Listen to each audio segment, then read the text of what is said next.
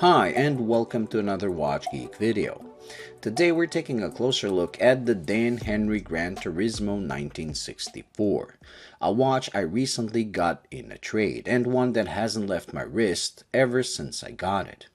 The one change that I did almost immediately after recording the unboxing was the switch to this beautiful beads of rice bracelet. And I have to admit, I don't regret that decision. Yes, the leather strap does have its charm, as it goes well with the reverse panda color scheme, but this bracelet is so comfortable and drapes on the wrist so well it feels like second skin.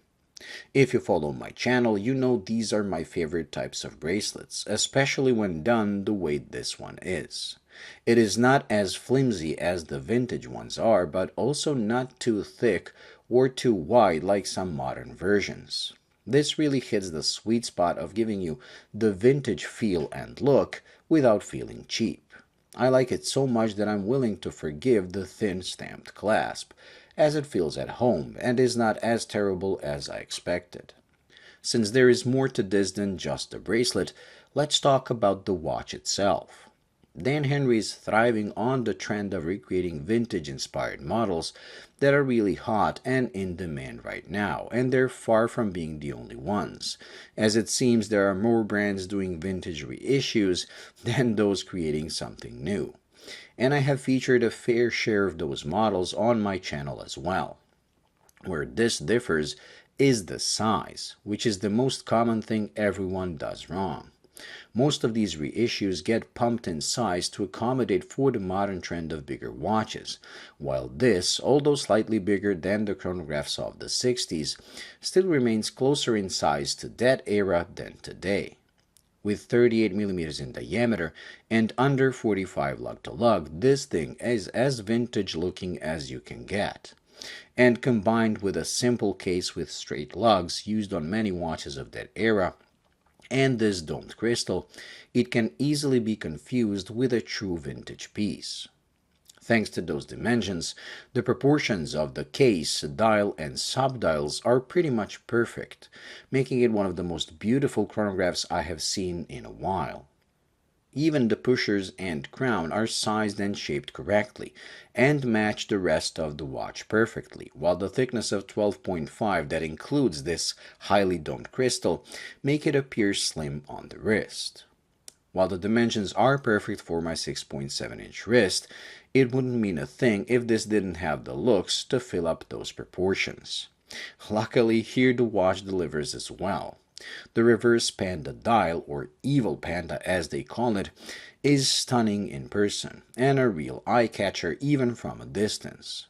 While it appears pretty simple and straightforward, once you get up close you realize there are many details elevating this thing, like the sunken subdials like the ones on the Omega Speedmaster, or the curved seconds and minute hand that follow the curvature of the crystal, and the color of the hands as well.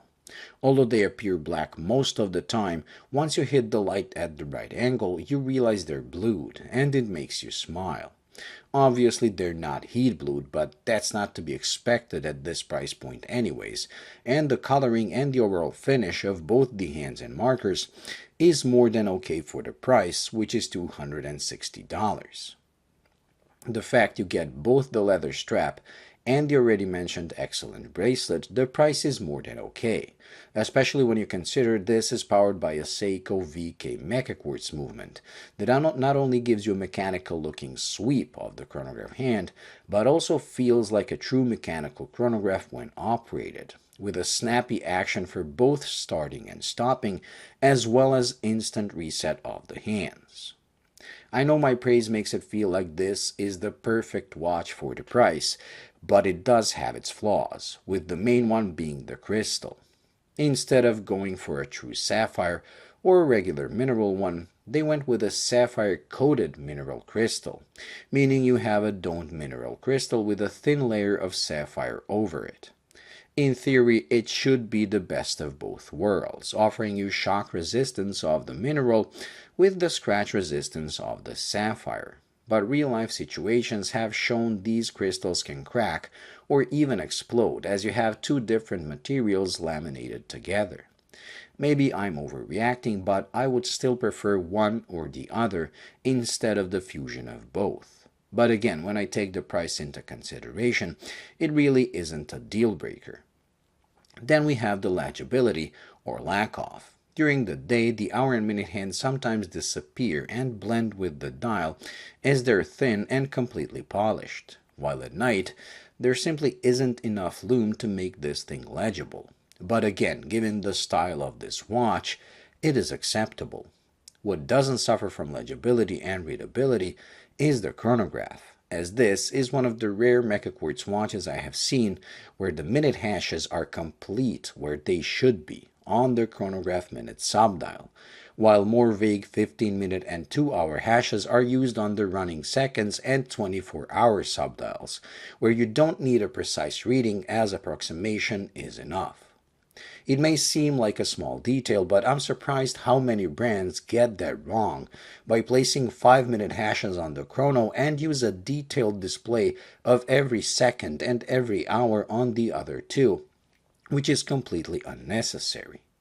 So if you're in the market for a vintage-inspired chronograph that actually has vintage proportions, but a modern worry-free usage and reliability, or if you simply have smaller wrists like I do, this thing is one heck of a contender in the affordable section.